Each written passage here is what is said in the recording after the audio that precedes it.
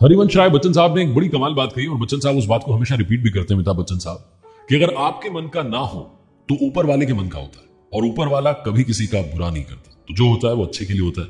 एक छोटी सी कहानी आपको सुनाने जा रहा हूं। आई एम श्योर आपने शायद ये कहानी सुनी हो, और अगर नहीं सुनी तो ये कहानी बड़ी शानदार है।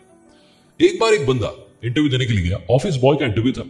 जो इंटरव्यूअर था उसने उस बंदे से कहा कि आपका इंटरव्यू हो गया है, अब आप अपनी ईमेल आईडी बता दीजिए, हम आपसे कांटेक्ट करेंगे। इस व्यक्ति के पास ईमेल आईडी नहीं थी। उसने कहा मेरे पास ईमेल आईडी नहीं है। तो जिस कंपनी में इंटरव्यू देने के लिए गया था उन्होंने कहा कि अगर आपके पास ईमेल आईडी नहीं है तो वी आर सॉरी, हम आपको नहीं रख सकते।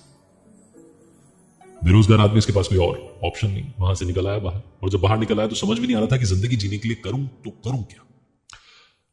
इस बंदे की पॉकेट में सिर्फ $10 थे और ये $10 लेकर के सुपरमार्केट पहुंचा, वहां से टमाटर खरीदे और टमाटर खरीदने के बाद सोचा कि क्यों ना इन टमाटरों को बेचने के लिए निकल जाता हूं। घर घर जाकर के उसने टमाटर बेचे। शाम तक उसके पास जो कैपिटल थी यानी कि $10 वो डबल हो गए $20। उसे लगा कि ये भी तरीका सही है, जीने के लिए कोई और ऑप्शन मेरे पास है नहीं, कोई और नौकरी नहीं है, कर रहा हूं तो करूं क्या। तो अगले दिन 20 से 40, 40 से 80, 160 कैपिटल बढ़ती गई। धीरे धीरे धीरे लगभग साल भर में इस बंदे ने एक ट्रक खरीद लिया। फिर इसने एम्प्लॉय रख लिए, वो जाकर के सब्जियां बेचने लगे। 4 साल में इस बंदे का खुद का सुपरमार्केट हो गया। और 4 साल बाद इसके जहन में आया कि अब अच्छी खासी दुकान है, सुपरमार्केट है, इतने सारे लोग हैं तो मुझे इंश्योरेंस करवाना चाहिए। इसने इंश्योरेंस कंपनी वाले कॉल किया और बुलाया कि आना भाई, मुझे भी इंश्योरेंस चाहिए।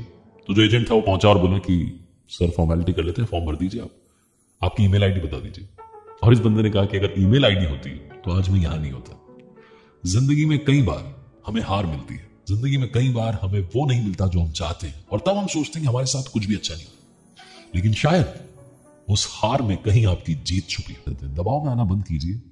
जो आप में है वो शायद किसी और में नहीं। कर दिखाइए कुछ ऐसा कि दुनिया करना चाहे आपके जैसा।